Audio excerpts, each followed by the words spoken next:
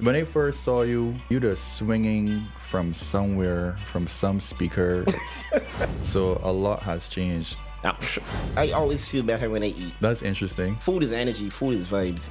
Not being able to spend time with my friends and family like I wanted to was depressing me. I tried to look at it a different way. It was like, yo, you got time now. Do something with the time that you don't normally get to do. No matter the type of relationship you have, I think every relationship is built on communication. And if you can't really communicate, you can't really operate. What is the biggest misconception about promoting? Every human being needs to know how to say no. There's nothing wrong with protecting your peace and your space. And right before I go on stage, there's more people don't know. How you juggling all these things? Honestly, sometimes the things just be juggling me, People just want to pretend and be like, oh, I'm really organized and I wake up in the morning and I drink coffee and then I run down the gap. Hell no. Sometimes I just wake up and just be like, yo, I can't get with bed, boy, yo, I'm tired, boy, yo. Everybody does have a moment where they are vulnerable, where you feel defeated, where you feel like you can't get no more. How you respond to that moment is what can determine what can happen next. I cry more when I pass 30 than I cry my whole life. Gotta be one thing that people don't know about you. People, are you listening? Turn up the volume on whatever device you are listening right now.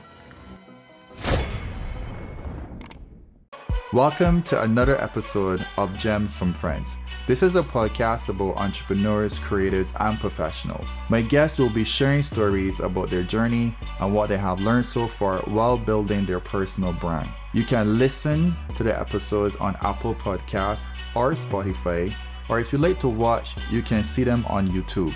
But it's important to subscribe so that you can get notifications whenever I upload new episodes. But first, I need to deliver a message from one of the sponsors for this episode. I was thinking, as entrepreneurs, creators, and professionals, finding ways to make our money work for us should be top priority. But the thought about investing never felt reachable here on the island until I was introduced to Sagicor eBrokerage. They have provided new and simple ways to invest. Sagicor eBrokerage platform give us the opportunity to access a wide and diverse range of international investment products like stocks, bonds, mutual funds, and ETFs. I believe that this is a game changer for trading services. If you want to learn more, please visit sagicor.com/ebrokerage. Now, let your money do the work while you stay focused on the projects you love. Today we got radio personality, DJ, socialite, influencer, MC, promoter. He's got to be an ambassador for somebody. Welcome DJ Ross on the set. Yes, sir. Thank you so much, Mr. Future, for having me. Yeah. I know this got to be like one of the oldest questions in the books since you come on the scene. And you know what question that can be. Where you getting the name from? Well, how it is that you near Ross and Young on the locks. So let me get past that real quick and let me get on the road. All right. Well, it was simple. When I was at BCC, I used to wear my hair, used to plait my hair, used to got my hair twist. And then this one time I just had my hair twist, and it was twist for a long time. Mm-hmm. People start to call me Ras, and I wasn't even DJing yet. So then when I start to mess around at BCC, and I started DJ, it was like, yo, that Ras man, DJ man, DJ Ras man. And the people at BCC gave me that name, and I never was able to get away from it. Run with it. Yeah, you know a Bajan thing. Once you got a name and you fight it, it starts. So when you build that brand, you didn't feel hesitant about cutting the hair? No. It wasn't part of your identity, really? No. People can call your name regardless. If you was fat man when you was 8, you was still fat man when you was 48 and slim. That's the Bajan way. A name don't change, boy. It's like, it don't even make a difference. When I first saw you, you just swinging from somewhere, from some speaker. That was the first thing. I try to remember the venue. I think it was down behind Climate Stream, or no, it was one of the venues that was next to Extreme. Yeah, I remember. You remember? And you just swinging from some place. It was a scaffolding. Yeah. And the speakers were on scaffolding, and it was Overdose Fridays. Overdose, correct. And when I Yeah. watched you there, that was my first sight of DJ Ross. I was having a time, man. That was like, what, 2010, 2009? That was a long time ago. That was very long. Yeah, don't age me though. But however, I want to know, let me carry it right back to the beginning, how everything started and how you chose music. But the truth is, I feel like because of my dad, my aunts, my uncles, my mom, everybody playing music at home. You're hearing music every day, and then especially on weekend, you're hearing the music blazing, and then you get more curious. You start to look up music yourself. You start to watch videos. You start to watch 106 and Park and Rap City, and then you start to listen to the mixtapes coming out of Jamaica, Black Chiney and BS Odyssey and Rodigan and thing, and then you realize, yo, I really like music. So then you download a little program on your computer. Yeah. You start to put one song next to the next song. You start to dabble with it, and it start to develop from there into a real love and a passion for music. And you started with a group. Yeah. It was Fusion Songs, right? Fusion Squad was the group. Yeah. You see, and we took a different path because when we started out with speakers. We used to rent out speakers to people. Okay. And then we used to play music on the same speakers. Got you. So that was like our first business. We were get this loan and we buy all these big speakers, and we were providing sound systems at BCC and sound systems at UE, and then we started DJing as a group, and that was the beginning of something real different. Yeah, because I don't think nobody else on the scene was doing that yet, right? No, not really. You didn't really get the DJ and the set too. Yeah, correct. And we were doing that for like weddings and little staff functions, and then at the parties, and then you were still able to get wild. But the only part about it is you done get wild DJing. I mean, then everybody came home, and then you got to pack up all these speakers. I think that was pain. That was the pain for me. Yeah. I think that was to make me stop doing it. Stop doing these sound systems. Yeah. I was like, nah, boy. Because you don't want to get lit. But you didn't want to sacrifice I want to get lit, lickness. but then I didn't want to go pack up all these speakers when I done get lit. It was like, tired of this, yeah. But they got roadies. You could have just hired a roadie and just like... I mean, you making barely enough to do enough. So how you paying somebody to do this when you barely making enough to pay yourself and pay the people? And we even bought a van and all that. We were paying for the van and everything. Yeah. Yeah, we were doing it. We were all in. We all went big one time. Yeah, we did. Right. So how long that lasted? How many years? That was a few years. It was like 3 years. And we were doing the sound systems and DJing and all that with the group and everything. Right. So I remember the group y'all did Boatyard. It was Taboo at the time, or it was Boatyard? It was Boatyard. It was Boatyard. And then what other places y'all would have been? We did Boatyard, and then when I started in shipping, we were the group at first, and then I branched out to myself, and then we did Lucky Horseshoe. We used to do some work with Lucky Horseshoe as well. Right. Lucky Horseshoe used to got a place upstairs in Warrens. I used to got parties in the back of there. Right. And you had a big screen back there and everything. Yo. I remember, boy. So a lot has changed since that. Tell me one of the things or a few things that you miss from back then. Back then, partying was more simple. You just come out, you party, you have a good time, you sing. But now you got to cater to different needs and different wants by the average party group. People want different things now. It's not that simple. And you gotta choose the type of event you put it on real carefully to cater to people. Right. Because now you branch into different things now, not just DJing, but you're hosting, MCing, you're on radio, you're holding events, promoter, everything. Yeah. Is there anything else I'm leaving out? I mean, there's been TV, as well. Yeah, well, that's about it. And which one you feel more gravitated to? That's a hard one, man. I mean, I love everything. I really love TV. I really love radio. I love putting on events, and I really love being a DJ and being a MC and a host as well. So it's hard, man. If I could do all in one day, I would do all. You would do all? All in one day. Wake up in the morning, do radio, then go on TV, then host the event, and then put on my own party in the nighttime, and then DJ at my own party. Yeah, boy. I would do that in one day. Right. You ever got up and then feel like doing any of it at all? Definitely, but I still did it. Okay. And what place you went to give you that energy to keep going? The truth is, you're motivated by money, but you're also motivated by the fact that you got responsibilities, and you know, you got people like looking up to you. You know, I got kids, I got 3 daughters. You know, I got a household to deal with, so I gotta make sure I get up and I do it.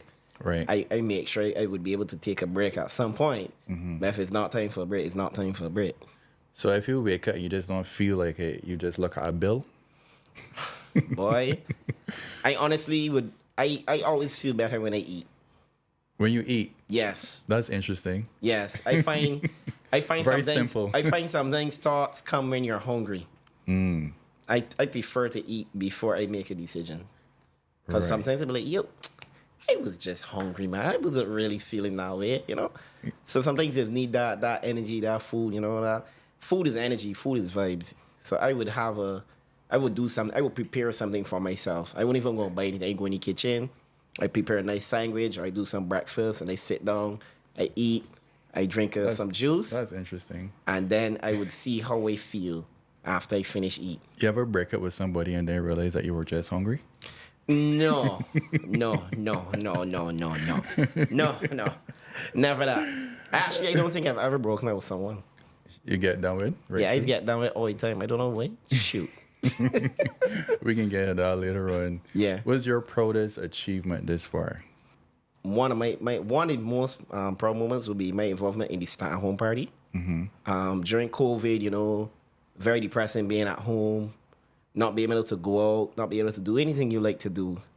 But we were able to create something to entertain not just Bajans, but people in the region, and people all over the world, and to make people happy to that level. To me, that was the best thing. One of the best things I was ever involved in. Good, That was really good.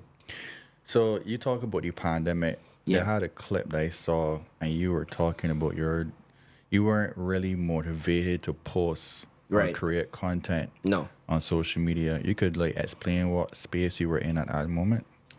It was depressing because, you know, I'm a very, you know, people say they're introverted. I'm not introverted. I like to be out. Clearly. I like to speak to people. I like to have people around. I like to enjoy people's company, and not being able to spend time with my friends and family like I wanted to was depressing me. It was very depressing. I wanted to just, you know, stay at home. I was growing my hair. I was growing my beard. You know, but what helped me got through it, I started to exercise.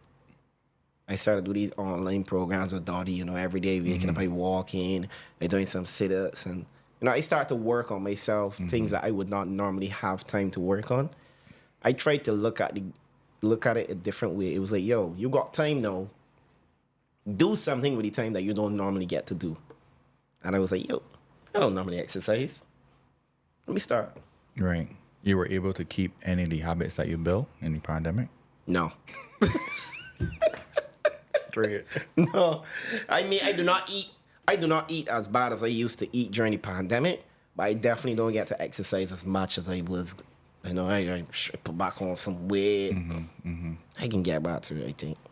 Is there anything that you miss or you discovered in the pandemic, but you kind of miss it now? Honestly, I have not done a lot of TV since the pandemic. I miss television. I have not done a lot of television. Oh, since you the mean pandemic. working on television Yes. and not watching it? No, not Okay. watching it. Working on television, yeah.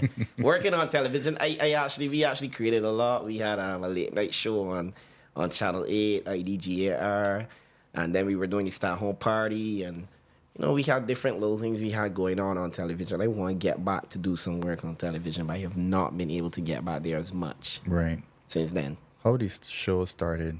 What was it called? IDGAR. But it was just a show, you know, like analyzing entertainment and what artists got going on, and different issues happening in Barbados and different issues happening in different parts of the world, and just talking about it real, just talking about it frank, just giving you the real about it, not sugarcoating it, talking Right. it like how you would talk to your friends. Like, you know, you sit down, you talk to somebody one-on-one, you don't patronize it, you give them the real about it. Correct. That's how we started it. It was relationship theme at one part, or They had a relationship segment right? Okay. in it as well. You know, we brought on persons that had different experiences in relationships. We brought on people, you know, that she had multiple partners, and all the partners knew about each other, and it was going well, and different people doing different things. We live in a a more open space world now, more open world now where people experience different things, and it's a different normal now.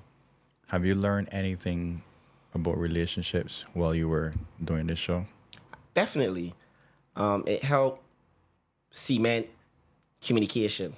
No matter the type of relationship you have, I think every relationship is built on communication. And if you can't really communicate, you can't really operate on any level. And have you learned anything about you? Yes, I need to communicate better. As a communicator. Yeah, it's so crazy. You know, you communicate for a living, but then when you come to personal, you're like, that's crazy. You just gotta give you a mic, man. Yeah. Put the mic in the bedroom. We could talk. Yeah. Is it coming back or anything like it coming back? I don't know. If I do it, I will probably do it in a different format where we could be more open. So probably not national television, where Right. we have to dumb it down or edit it or censor it. Probably in a format where we could talk freely more. So like a podcast and Yeah. setting. More something like that. Okay, I got you. I peep it when it was coming out at the time, and then I look back at it again recently, and it was saying that this is something that is needed because relationships is like one of the hardest things Yeah. that you can do, and there's no education on it whatsoever. And then yes, you could go online, and then there's talks with North American perspectives and stuff like Right. that. But there's nothing really representing Caribbean. No. So I think that it would be good to bring it back. We could make something happen. We could make something happen. I want to get in a little bit about the promoting. What is the biggest misconception about promoting? That you make money from everything you do. Listen, people, are you listening? Turn up the volume on whatever device you are listening right now. Just because you are putting on an event does not mean you're going to make money. About 75% of the time, you're not going to make any money. Definitely. And for a first time event, about 90% of first events, you don't make no money. Right. People, if you understand that, then you know what you're getting yourself into. You can lose your shirt on an event thinking that you're going to make money. Yeah, it's easy. Everybody do this. Think, boom, put it together. Boom. Your losses make you cry. Your losses make you never even try it again. How you just manage, because you're popular, so how you just manage people calling you to get into events, and, you know, because some people don't really like to pay to get in, but they will say, I can support the bar, or I can do this, but can you get me in? Like, how you just manage this? I was even reading about it the other day. Every human being needs to know how to say no. Right. And it's true, you know, like, you understand people and what they want, and you need to meet people with what they want, but also what you want as well. You know people. Somebody's going to come to you and be like, yo, I'm going to buy drinks. But I don't know you. Prove to me you're going to buy drinks. Buy this ticket, buy some drinks, and then maybe the next time I'll let you in for free. Right. And then there are people I know personally that would buy drinks. Then I don't got a problem. We working out something. If it's 10 of y'all, I say 7 paid, 3 getting free. Right. The rest buy drinks or whatever, but it just can't be all 10 in free. Yeah. No. Yeah. I got a problem with it though, even if you're buying drinks, because you don't know the setup. No. You don't know if somebody else got the bar and somebody else got the door. And you gotta be honest. You gotta be real. Like, yeah. I've done events at a restaurant, so I know you've done it too. And if the restaurant is holding the bar and you gotta buy a ticket, and you show me and be like, yo, I can buy drinks, I'd be like, well, the bar got there doing me, so you gotta buy a ticket. If you don't want to buy a ticket and you vex about that, fine. You don't need people with that energy around you anyway. Yeah. So don't hurt your head, because trust me, people follow people. And once you put on an event that's bringing people, they can come back. They can come back around to you. They can show you again. And you might go through that process of saying no again. They can turn around, buy a ticket, and go. Yeah. So let me ask you a real question though. Yeah. As a promoter and somebody's whole events and thing, when the pandemic hit, Yeah. how was your phone? Was it quiet, or are people to checking in? Yeah, come on, who checking in? You got your friends checking in, your real friends, and your real people. Well, my friends, we talk a lot. You know, we talk a lot on socials and stuff like that. And as things started to ease back out, then we ease back out. Like, when gas stations open, we come to the gas station, we mask and we lay in at the gas station a little bit. You know, you show your friend, you show your thing, but trust me, a lot of people you didn't hear Right. during the pandemic. Yeah, the reason why I asked because I saw a pattern when it was doing events and we were doing a weekly event, Right. whether it was the Tuesday or the Thursday or the Saturday. I realized that your phone would be real busy just the day before or the day of. Of course. And then for your time you say, all right, I'm taking a little break. You realize that phone gone dead. You ain't getting any small talks no more. No. You ain't getting any check-ins because it's usually start with, yeah, we're getting on, some small conversation. So Yeah. you could put me down tomorrow. Yeah. And the truth is, we just started ignoring them messages. Yeah. And ignoring them calls. There's nothing wrong with protecting your peace and your space. And you gotta know, like, yeah, this is what I need to do in order to make it true. So if I gotta ignore A, B, C, D, E, and F, I can ignore all of them and just keep it moving because some people only come in to disrupt. Yeah. And you just gotta block out them disruptions on all levels. So Yeah. you focus in and you lock in, you ignore the rest. You talk about losses with events. Yeah. Can you name or title one of the events that was challenging for you, or you prefer not to disclose that? I could say we did a show a time. I was working with a group then, and we had this show. We brought in artists from overseas. Man, when we done do this show, and you know we had a investor and all that in the show and all that, and things did not go according to plan. You know the investor take back out all their money before we paid the bills, and we were left with a big bill, and that put me in a state of depression. I was like, how the hell I can pay back all these bills? And, you know, people work with us. You know, we tell them, listen, we ain't met the money. We ain't got the money, but we can pay with them. Just give me some time. And, you know, we build and we have jobs and we work and we work and we work and we just pay back everybody. So you had to take money from your job My personal money, then put it back and into pay pay everybody, people. yeah. Yeah, we lose. We was down for months trying to repay everybody. But, you know, you love saying, but I love events so bad. I would never stop. I still wait back in. Even before it was done paying people, I was already doing another event. I just couldn't help it. I just love it, you know? What do you learn? Is there anything that you learn from the loss? Yeah. Don't take money from people unless they understand what is exactly that's happening, you know? You gotta be careful with investments. When you partner with people, you gotta be careful who you partner with and who you allow to invest in you and in your businesses. Right. And is there anything you think you could have done differently when you started your career up to now when it comes to like money and money management? Yeah, I mean, waste less. We all wasted money. You know, we come out, we say, yo, buy some bottles tonight. Yeah. Yeah, then girls want, yeah, we can pay for them girls to get here. Yeah, we outside. And we bought it out. All of that's part of learning, though. Yeah. I mean, if I had to do it all over, I don't know if I would do it much different, but we definitely, we all blow some money along the way that you could say, yo, I probably would have ordered Bugatti, but no, boy. If I didn't buy all the $25 wines ain't shipping, boy. But you probably would be wondering, what if? Yeah. You know what I mean? You're always wondering what if. So even if you had to keep the money, then you would know one, then blow it on. Because you know one go through that life, but you don't live it. Yeah. You understand? Yeah, that's what you tell people, like, listen, I the old long, yeah. Right? To say old long. I trained myself by the old long. I was partying long. Yeah. I was going out long. I was on radio long. I was doing whole parties long and doing everything long. Might see young, man, but I've been here a long time, man. Been doing it a long time. You got children? Yeah. You got 3, right? 3 daughters, yeah. 3 daughters. Have they changed you in any way? Of course. I had my first daughter at 25 years old. You know, people say, man, you had children from 10 to 12. No, I did not. I had children from 25.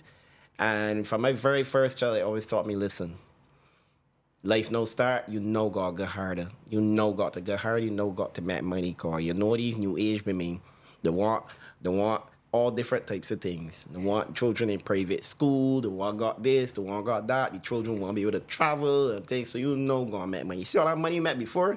That was cheap. You know God met money. You understand? So that really, it made me turn up my hustle. Right, You right. see, yeah. So that's motivation right there. Yeah, for For sure. Tell me one thing that people, because you got a public life, right? Yeah. Like, you're an open book. But there's got to be one thing that somebody don't know about you, that people don't know about you. I'm a very caring person. Like, I like to take care of people. I like if I'm talking to someone or I'm involved with someone, I like to make sure they're good. Like, they want to ask, they be like, yo, I even know what eating today. I can show up with food. Be like, hey, you know, I always want to try this place. I ain't call you 2 days and I still like get ready, and then I ain't carry the place. I like things like that. I like the romanticism and being nice and dating and chivalry. I like that type of stuff. Granted, I might do it with 4 people at the same time, but I do like that type of stuff. I'm just saying. Not that I'd always do it with 4 different people, you know, just saying. But that's just the dating period, right? Yeah. Because you can't date more than one person. Yeah. Well, as long as you let them know that you Correct. dating. You should let them know that's part of the communication I've been working on. Yeah. But you definitely, I like that type of stuff. You know, people will say, man, he rasky real rough, man. He ting. But I really like the nice stuff. I like going out to eat. I like going out to have a drink. I like going out to watch a movie, like having ice cream, nice stuff like that. Have you ever envisioned where you are now? No, I was supposed to be an accountant or a lawyer. I don't know what the hell happened. My mom is an accountant. My sister's a lawyer. I was studying accounts and BCC. Accounts and law at BCC. I left there. I was at UE studying accounts with management. I don't know how the hell I get here. I don't know. But I was not supposed to be here. I was supposed to be like some really studious guy. Like, I don't know. Somebody actually did tell me that, somebody told me, Ross used to be real, no, I don't know if it was quiet, but Yeah. it did look like if you were quiet. Yeah. So wear glasses, lawyer. I don't think you had like the plait hair yet. Yeah, and that was at UE, or you had plait hair at UE? I had plot here at BCC. I didn't even have it at UE. The thing is, I was into school. I went to Queen's College. Then I went to Harrison College. Then I went to BCC. Then I went to UE. I do a lot of schooling. I went back and then do another course at Biomam. I do a course at Palmarine. I don't know. And I never studied anything to do with broadcasting, DJing, or radio. Nothing. And you just fall into it. That's just how it goes. Let me get the timeline, because you started with fusion sounds. Yeah. Then it was Ras and Chasey.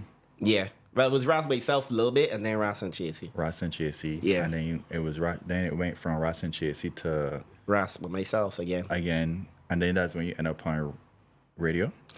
When I started radio, I was with Ras and Chasey at one point. And I've actually, you know how I got on radio there was this competition in 98.1 called the Ultimate Radio DJ Competition. And I entered the competition. I won the competition. That's how I got on 98. This is 2024. That was in 2008. This year, it's 16 years I've been on radio. 16 years. Yeah. I don't feel so, though. It's been 16 years. And when you get on radio, you felt comfortable, or you felt like you still had a lot to learn? I was nervous. I didn't know nothing. I didn't know nothing. Tisha Hines was training me at the time. Derry Boyne chip in and helped me as well. But I definitely had a lot to learn on radio. It was a lot. Is there anything that you would advise anybody that's looking to get into radio? You gotta keep an open mind. You gotta educate yourself too. Like, it's not all about music. It's about current affairs as well. You gotta familiarize yourself with what's going on in the world. When you open that mic, you want to be able to talk to people and relate to people and know what people are going through. So you gotta watch the news and read and pay attention to things. You want to know the history and certain things to do with music as well. You just don't want to be, you could put 2 songs together and done. That's just a DJ, but that's not a radio announcer or a broadcaster. And you gotta practice. You gotta practice your reading, practice your speaking. Try to learn new words just by reading a book and educating yourself. You want to sound knowledgeable. But I want to sound an idiot. So you went from DJing at parties, get on radio, and then at some point you started the MCing on stage. Yes. which is like another beast. Yeah. You Definitely. you still get nervous when you do that? Just get nervous with crowds that are big, yeah. If you go and you see a big crowd, you be like, wow, there's a lot of people. I need a drink. Yeah. That type of thing. That's your secret weapon? Yeah, yeah. And right before I go on stage, this more most people don't know. Right before I go on stage, I just gotta do a nervous pee. I just gotta go and pee. Right. Yeah, when I That's pee, anxiety. your nerves just leave the body. But you gotta pee right before they gonna say it. So when they say Ross already, I'm like, wait, hold on, you gotta pee. Well, I guess that's a gem. So, what do you think is next for you after because you touch all different parts of media. You touch TV, radio, stage, doing events. What do you think is next? Different types of businesses. I own a store, a female clothing store already. Yafo. I've done a lot of marketing and social media work for a lot of different companies. I've been a brand ambassador for a lot of companies as well. Still a brand ambassador for some companies. So that's another set of things. The next thing, I already do it on the low, but I want to try to help more people. I want to do event management and consulting for more people. Right. Because I find like some people want to do an event and want to put together an event, but they can't get it. Yeah. You come to me, you tell me the budget you're working with, or we work our budget. I put together the whole event for you and produce the event for you. You pay me, you have a good event. That's something else I am going into shortly, officially. I do it behind the scenes for some people, but I won't be able to advertise it and do it more. I would need to take a step back from me doing it myself as much too. There's Right. only so much of me to go around. Right. So you're looking at it from a perspective where somebody could call you, can just do consulting and say, well, look, this is the steps you take. This is where you go. This is where you get from. And event emergency is something too. Like, for instance, you would have started to put together an event. You would realize, yo, the event is 4 weeks away. You ain't hit your ticket sales target. You really got no sponsors. How you gonna save this event? Just call me. I show up in my paramedic suit and tell you exactly what you need to do to try to save this event. Or I might just tell you the event can't be safe canceled. That's a real possibility. But I can come and assess the situation and we can see what is the best outcome. That's a real service. That's a real service. That's something I'm gonna do. I've done it for people before. Like when I get problems, be like, yo, the press the panic button. How the panic button? Raz. I'm struggling, Raz. Come and help me. And so don't worry, coming. We look at it, we see how best we can save it, and we save it. Right. We Right. make it happen. That's good. So people pay you for your thinking Yes. and not just like the efforts or the heavy lifting. Yes, because I've named a lot of events that are not mine. So people pay me to name events, to name them, come up with themes, put together concepts, different things. That sounds pretty good because that's a low risk thing too for you. Yeah, definitely. And you bring in knowledge and the experience that you would have went through before. Most definitely, because it's like all those are things that people need, you know. So if it's a need and I think I could do it, I can do it. Okay, so that's still in the realm of events. Is there anything outside of that you thinking about getting into? Yes, but I can't tell you yet. No problem. I got one more thing. Other than the clothing store into right now, that's been running this is 4 years now. Since 2020. We started that as a pandemic, baby. Because when we started the store, the pandemic hit like 2 months after we started the store. But it survived. It lived. It was supposed to live, and it's still living. So Great. But then there's something else I'm about to go into now. Should be ready in a couple months, but that was another something they're going into as well. But yeah.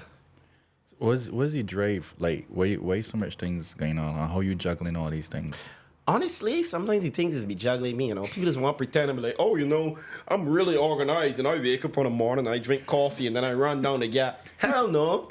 Sometimes I just wake up and just be like, yo, I can't get with bed, boy, yo, I'm tired, boy, yo.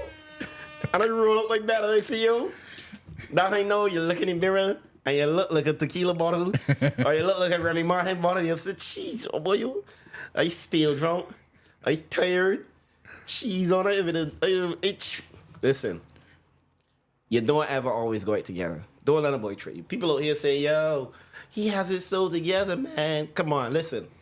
Sometimes I was driving, and sometimes you tell yourself, yo, got so much gain on, boy. I so tired. I so overwhelmed. I just start crying. And a person that's crying. You? Yeah. DJ Ross? Yep. Crying? Listen, I drive in and I just start crying. And I'm like, yo, I really, really overwhelmed here. Yeah. And I just pull over, put on that crying, finish crying, and then just keep moving. Sometimes you just gotta like, everybody just have a moment where they are vulnerable, where you feel defeated, where you feel like you can't get no more. And how you respond to that moment is what can determine what can happen next. And the truth is, sometimes I will call someone full of inspiration. And I got people that I will call and I'll be like, yo, don't worry about it. You got this thing and thing. And you see, being able to lean on people or have people, whether it's you're a person of faith, whether it's you're a person of whatever you got going on, you got to try to draw on that and just keep moving. But everybody does break down sometimes. Everybody have moments sometimes. Everybody feel defeated. Everybody be sad. And in there with crying. I think we always got a conception, but men don't. Hey, listen, I cry more when I pass 30 than I cry my whole life. Well. And I'm 36 now. I'm 37 next month. I cry more now than I ever cried in my whole life. And that just means that I'm more in touch with my emotions and I'm more in touch with myself. It don't mean that I'm a weaker person or I'm less of a person for it. Ain't that wrong with that? It might actually take more strength to cry. Yeah. And to be vulnerable and to actually admit that you cry. Yeah. I mean, people just want to see hard and people don't know. People don't know that side of me. People don't ever think I cry. And people see me out happy and laughing and life for the party. I been crying. I was crying last night. Tad crying. Talk about. That's what it is. That's what's going on. But in there and with that. Right. Is there a particular thing that it would trigger it? Or is it that you're so overwhelmed with the work-life balance and everything, all the events happening? I don't think it's anything in particular that would trigger it. But sometimes something will get so difficult and you can't seem to find a way through it. I'm a very solution-driven person. Mm-hmm. If you tell me a problem or if you tell me something can't happen, I can find a way. I remember when I was 18 years old. Went to the bank. Yeah, I want backyard. All right. You got a job? No. You got money? No. Oh, you ain't backyard? When they let me money to buy a car. They didn't want to let me money. The car was about $18,000. Bank tell me go and get a deposit that you could pay on the buy car. It's all right, bet. They say I need paper. And that institution was giving you no security needed, a loan. I made to them. I borrow money. I buy the next bank. I got the deposit. And I get the car. Gone clear. That's a solution. That's what you gonna do. You gonna find a way to get these things. And when done, I pay off the first little loan, then I pay off the second loan. I mean, granted, somebody write off the car and I get paid for it. But you understand what he's saying. You always gotta find a solution. You get all of this done without still having a job? Yes. Okay. Because it's a loan. It's a no security loan. They gave you the money. It was a $5,000. They give me it. I went to the next place. Boom, boom, boom. Granted, this was when I was 18. May not be like that now, but there's always a solution. There's always a way. And yes, you could spend all the time in the world dwelling on the problem, but that don't make no sense. That don't get you nowhere. And I see a problem, I'm looking for a solution. Everybody know that's me. And that's what people just call me. But it could become a burden because everybody's call you. Yeah. You become the hero for everybody. You can't save everybody. But who then saving you? Yeah. That's the issue. So you gotta keep a good team. A good team is important. And it don't always gotta be a team in the same field as you, but people that you know you can lean on. Nobody can do it by themselves. Whether it's a mother, a grandmother, a friend, a father, an uncle, a cousin. You always got a good team. And I do that with events always, or any business. I always want the best. I always want who can help me when the get hard, when it get difficult. You see that team? That team important. Right. And you think you got it now. Yeah. You got it now. And you don't take no for answer. No. Nah, man. They ever had a challenge that was so big that you say, well, like, I can't get this thing figured out. Like, you ever get to that part? Or that was the part where you burst on crying? No, I mean, I've been there. I've been there before. A little something last year. In 2017, I started to mess around building a house. My mother had some land, and Building, boy. yeah, I started to do the foundation. Yeah. So I was having weekly parties and stuff, and every cent I get, I was putting it on the bank. Every cent I get, I was putting it on the bank, putting it on the bank. You sure you want to let people know this? Yeah, I was putting it on the bank. Because putting it on the bank. people not want to come to more events. You don't make much from events. Every $10 to pay it pay back. You understand? People they see you in an event make money and they think you that make money that thing ain't make a cent. Some of my most full events I made no money. Right. That's happened. Yeah. So like I started to work on the house project without telling my mom. The land had belonged to her, and I started to dig the foundation. I started to build it. She didn't even know what was going on. I showed her when we had some blocks and she was like, "You were doing all this?" I said, "Yeah, we've been working on it. We've been picking at it." And it came to a stage now, COVID hit. Money dry up, things tie up. Shut down the building project for 2 years. No building in 2020, no building in 2021. You struggle to get back on your feet. 2022, you start to go back in. Fast forward 2023, we were living in an apartment. People was like, "Yeah, when I got left here in 3 months, we put him out. We want to renovate the apartments. Everybody living, all the apartments got left. Wow. When I got 3 months to left." And I sit down like, yo, really? That's like gonna live here though? Cause in the back of my mind, you can't get rent more. Mind you, we were living in this space for 16 years. Wow. And he may give me 3 months notice when I got to left. After 16 years. Yeah, when I got to left. And I that was the point. I was like, yo, I know what I can do here, boy. Cause the house ain't done. I ain't got enough money to finish the house. So a saying gonna happen. Listen, I went on the cruelest hustle I ever see in my life. When I tell you, I take every job, I do every job, I put together every party I could put together, I do everything that I could do. Then I had to lift cement, go and stir cement, get friends help me throw out plastic. Everything I had to do, I do. We ain't get out in 3 months. They give me 3 extra months to get out. But in 6 months, we move into we own home, bro. And that to me was like, yo, yeah, that was crazy. And that was one of the things I didn't know I was gonna get do. But with the help of family and the help of friends and believing and working hard, I think we get do. So you got your house. We got your house. Congrats. We got your house. Thank you. That's a big achievement. Yeah, boy. But And you're not 37 yet. that stressed me out. I think you stress Yeah, out. I'm building it stress of Yo, itself. every step of the way is a different problem. You ain't got problems until you start to build something, bro. Bro, no wonder you're here crying after 30. Now I try to tell you, like, You trying to build a house, bro? yo. And we only build downstairs and we moving downstairs. We comfortable. Everything good. We've been there now a year. But that was different good. stress. I think that's what give me the gray hairs in my beard and in my hair, I think. Yeah. It was that.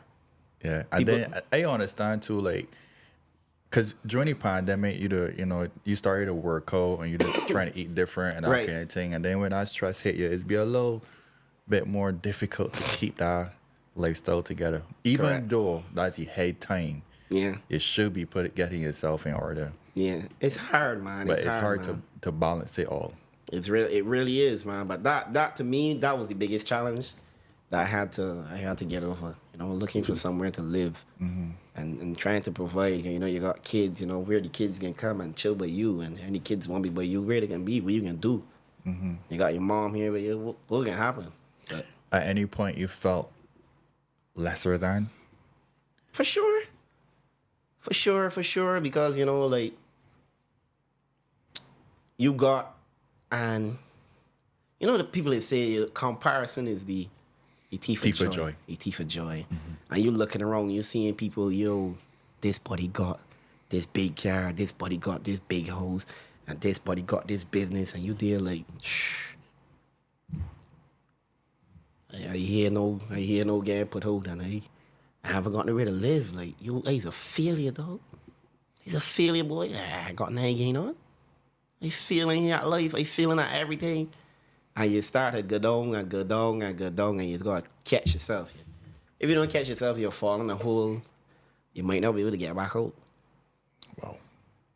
That's real. You gotta catch yourself, and that's how, you know, that is coming to play, and you gotta keep yourself grounded. But that come back to the same thing in terms of keeping good people around you. Cause I can talk to my mom about anything. My mother's a praying woman, you know. She's a believing woman. She got strong faith, so she's always hold it down.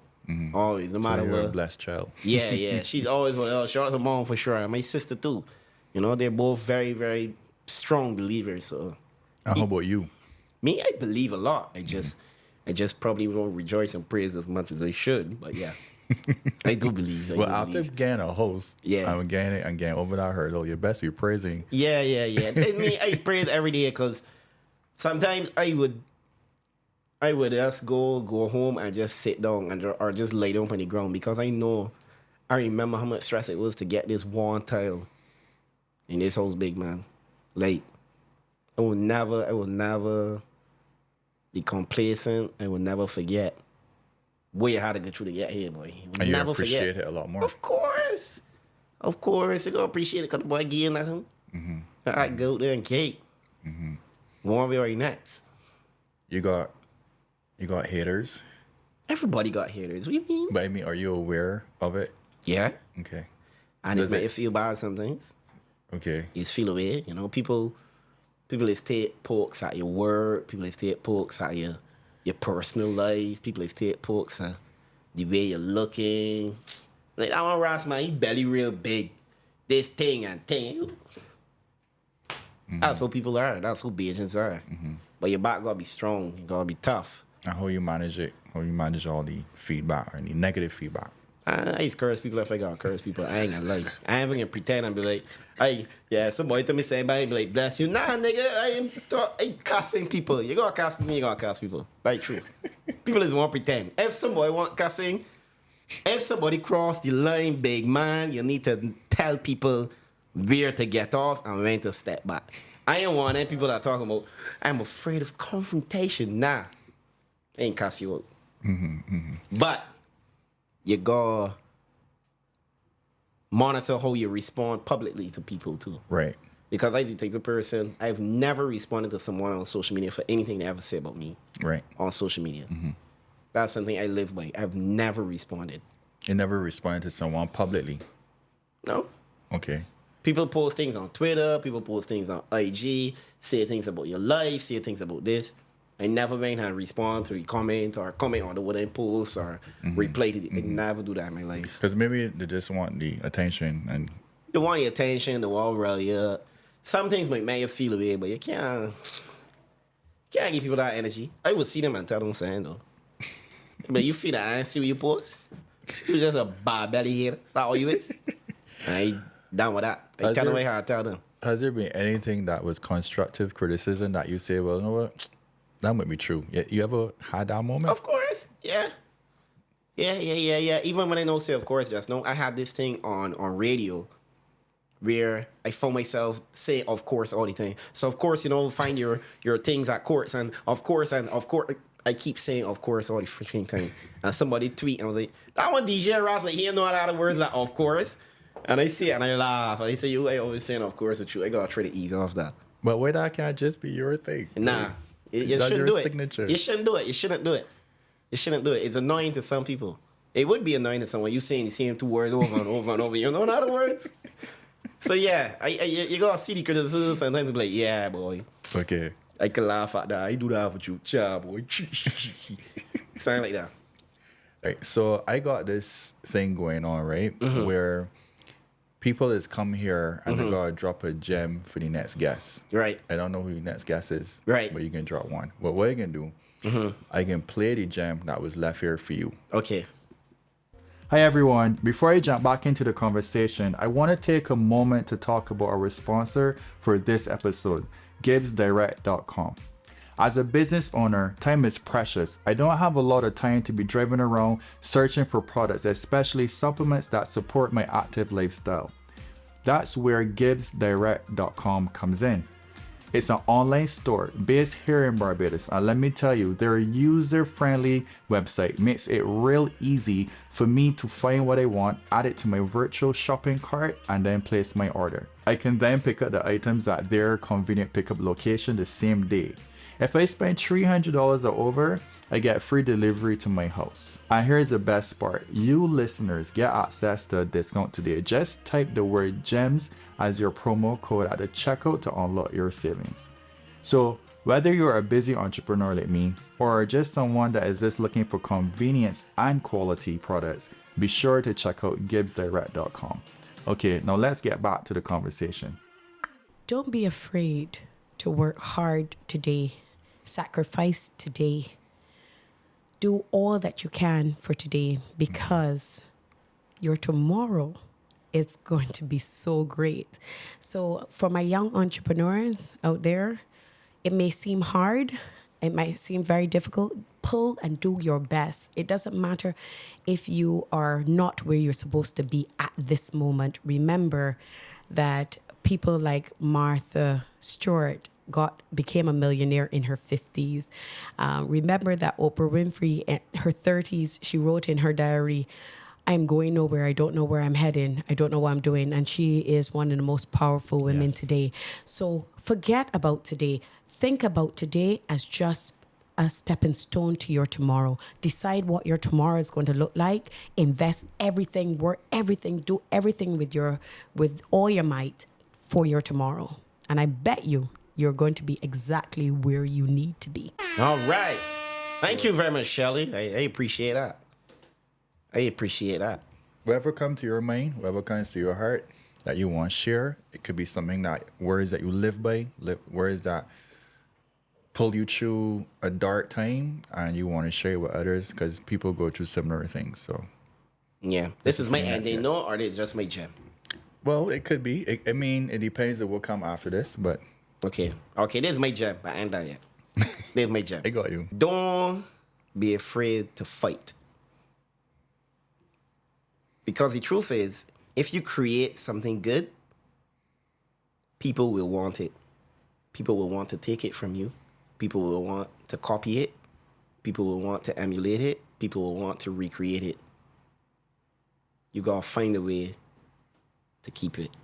Don't be afraid to fight. I find a lot of people shy away from the fight. Fighting is all a part of it. You gotta fight for what you want. You gotta fight to keep what you want. You gotta fight to keep your place. You gotta fight to be there. You fight to get there. The fight ain't stop. The fight no start. The only time you don't fighting is if you're dead. Mm-hmm. Don't be afraid to fight. And fighting obviously don't mean physical fighting.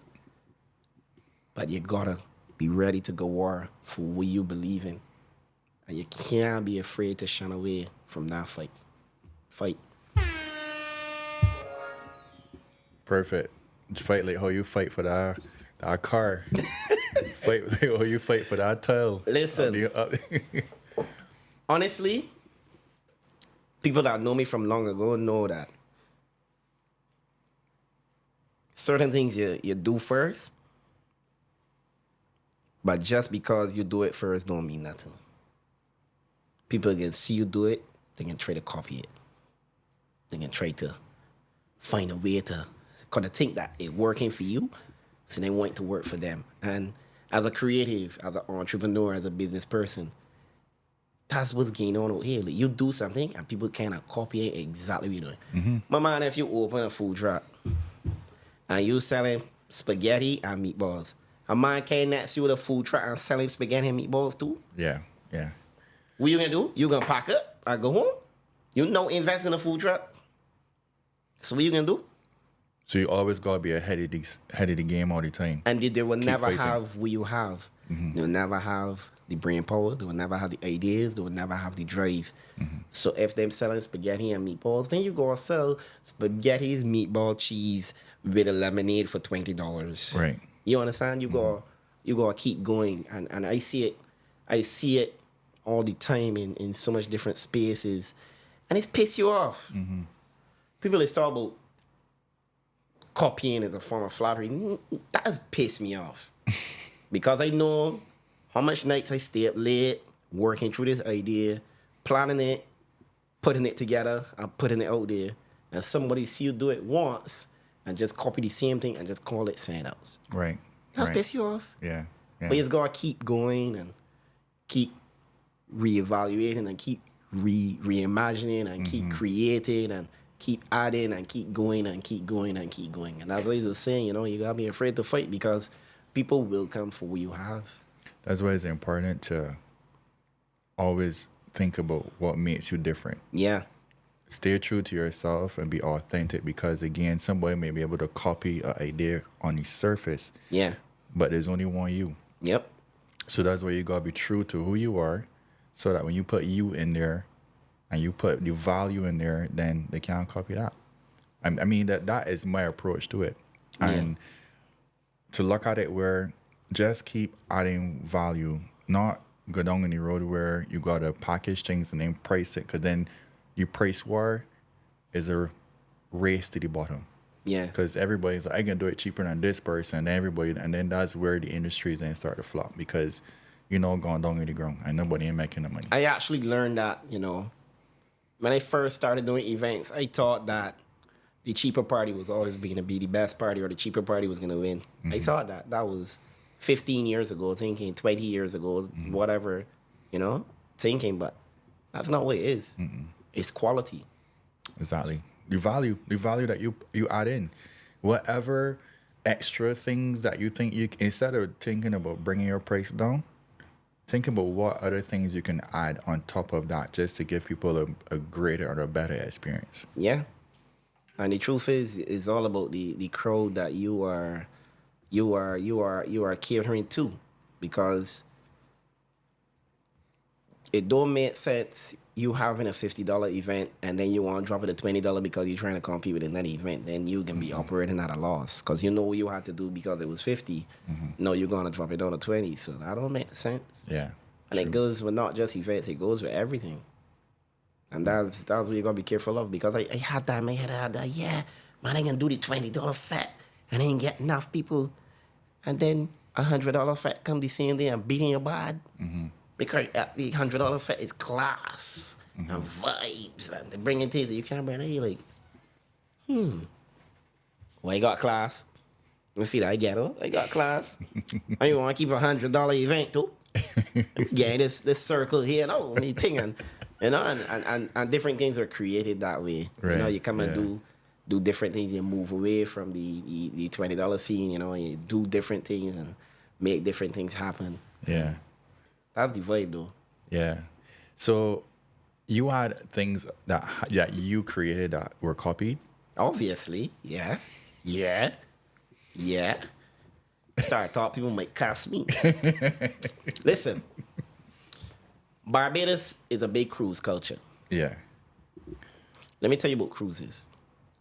In the year 2011, I met with the owners of Jolly Roger, and I say, yo, we want to have a party cruise on this boat. I was like, party cruise? We do tourist cruises, snorkeling. I said, we want to have a party cruise. I want to bring DJs. I want to bring my peoples. That was your first time? 2011. They didn't have any party cruise like that then on the Jolly Roger. Remember, it used to be the Harbor Master before. Jolly Roger never had party cruises. I tell him, man, this is what I want to do. Man, to me, all right, for what you want to do, we can charge you $50 a head. I said, bet. And when I meet with a drinks company, they sponsor me the money to help pay for the boat. We put together this cruise, and we call it Ikini. I remember Ikini. 2011, we started this. One of the first ever party cruises on the Jolly Roger. You understand? And then from there, we create a monster. Because then we realize, we could do this more regular. And we start doing cruises more regular. Then I had this bright idea. I can sail this boat every Wednesday night because people follow on from the party cruises. And what we did, we knocked down the price that everybody could afford to come and hold a cruise on the Jolly Roger. So instead of holding a dub, you come and hold a cruise. Right. You get the drinks from the supplier, you bring your DJs, you pay the boatman, you hold a cruise on the boat, you get money. Cruise life was born because of the efforts that we put in and the sweat and the tears that we put in with the Jolly Roger. It was a fight to get it do. So are you the grandfather of the party cruise culture? You know? Is that what you were saying? The great-great-grandfather. You can give me the Soulja Boy moment? We started cruises. Then from there, they had the Buccaneer. The Buccaneer saw what the Jolly Roger was doing, and they started doing party cruises too. You understand? And it started going to something that nobody expected. It took off. I didn't thought it started with Akini though, but now that you say that, yeah. It was a long time ago. Long time. That's 13 years, bro. How long you had it running? That run for about 3 years or so? Or not that long? Akini ran for like 5 years. 5 years. Yeah. And we just brought it back last year. Wait, back? Yeah. Okay. We put it down, we take it back up, and it going good again. It's going to be on which boat? It was to be on the Harbor Master, but then you had the issues with the docking, so they had to do it on the Dream Chaser. For summer, I don't know what boat it's going to be on. We'll see. Right. But this was something else. When the cruises started to take off on weekends, I was like, listen, we've got weekly fats. What if we had a weekly cruise during the week? I went back to Jolly Roger and I said, listen, I want a cheaper rate to do a cruise on a Wednesday night. Let's see you mad. Nobody can on a cruise on a Wednesday night. Nobody can on a cruise for a Wednesday night every week. Listen, I pay for the boat. I went and print 200 passes. I sell 100 tickets and I give away 200 passes. The boat, the full with 300 people. Rocking soul up on Wednesday night. Weekly cruises, the barn. The barn, wow. People I sail Trippy Wednesdays for years. I sail it on the Jolly Roger. I sail it on the Dream Chaser. You understand? And people had a grand time. You see from there, a man said, all right, if he got Wednesday, I can do a Thursday. If he got Thursday, I can do a Tuesday. So that's when he copy and start. Yeah, really. That's how it go. And people did many, many cruises. Right now, there's a cruise almost every night in Barbados. But you remember before you the mad, people say, man, nobody can know. So it take a mad person to actually come out and do it, and then others just follow. Yeah. And I actually don't do cruises like that anymore. Right. I don't do weekly cruises. I don't just do cruises. Hardly ever I would do a cruise. But back then, nobody can do more cruises than me, boy. Yeah, you was a cruise boss. I was a cruise man. So, and that was just how it went. That was how it went. Okay. Well, I'm looking forward to see what else you got in the pipeline. Yeah. Right now is the garden party world. Right. Me and my partner, we sit down, we study something. We were like, yo, people has got facts. You just come, you just pay, you just buy drinks, you just buy food. Or you just pay one money and you just get food and drinks free. What if we did a garden party and the food only free and the drinks ain't free? Right. What if we did that? That was in 2018. Me and my partner come up with how we do it. Since then, people ain't start doing it. Every garden party be food free, buy drinks. I got my future man. Story, man. Usually the social boy moment. You started it. But I mean, I'm glad for it. I'm glad for it because all of these things create ways for money to circulate. Yeah, for sure. So I'm happy that I got the cruises. I'm happy they got the garden parties. None of this don't upset me. It's all good. Yeah, I love it because it left the industry higher. Keep things moving, economy moving. So I mean, you put in the idea and people get from it. Cool. Yeah. You lift the tide. Once a rising tide lifts all the boats. Correct. That's why I love it, man. So We can see what else I could come up with. There's one thing that I wanted to ask you. This is my last thing. I don't usually do the controversy thing here, but I just wanted to hear your spin and your side, because obviously they had a lot of things coming out about DJ Ras this and DJ Ras that, right? How do you manage, or how do you deal with that kind of crisis? Is there a method to it, or you ignore it, or is it a cause for it? Is any you want to comment on it, or you want to leave that out? When your name easy to call, you know you can get called. But sometimes when you're out on road, things just happen on road. And the truth is, some of the things may be true, some of the things may not be true. Right. But people love to exaggerate things. That's the truth. And people like to hear things. People like to know things. People like to think that they know you. Like, yeah, boy, I know Ras, boy. He used to talk of this thing, and he used to talk of this girl, and he used to do this, and he used to do that, and thing. And then stories is spill and stories is create. I honestly, as I told you, I don't address nothing on social media. If I gotta address something, I gotta be in front of a judge. And the judge like, yo, Mr. Edwards, were you saying so. Unless it's that, I ain't give a damn what them say, or what they believe, or what they don't believe. Like, the thought about Christ, who is me? They gonna talk about me from now till forever. They're keeping me relevant, future. They're keeping me relevant, dog. I don't say a long time. Yeah, long time. And I having a good time. Well, I thanks that you circle and reach it here. Yeah. You had a long journey, because since we overdosed Fridays, that of 2009 or 10 or something. overdose is actually longer than that. We talking, I don't maybe 07. Oh, wow. 2007. Wow. Jesus. Because Club Extreme would have been in 2010. Yeah. And Overdose was before that. I think it happened before Models and Bottles. Yeah. And we started that in 2008. And so, yeah, Overdose would have been before that. 2007? I actually started DJing in 2004. There you go. Yeah. And you come up to all this time. Yeah. You went against the grain. You didn't become an accountant. You didn't become Definitely a lawyer. Definitely not. And you did it unconventional. You get in spaces that you never saw you would have been. Yeah. You got 3 daughters. You're supporting, and you got your house. Yeah. And you ain't 37 yet. You get your applause. Thank you.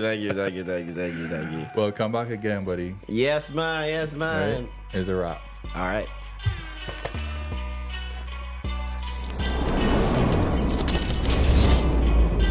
Hold up, before you go, I want to politely ask you to please join our mailing list.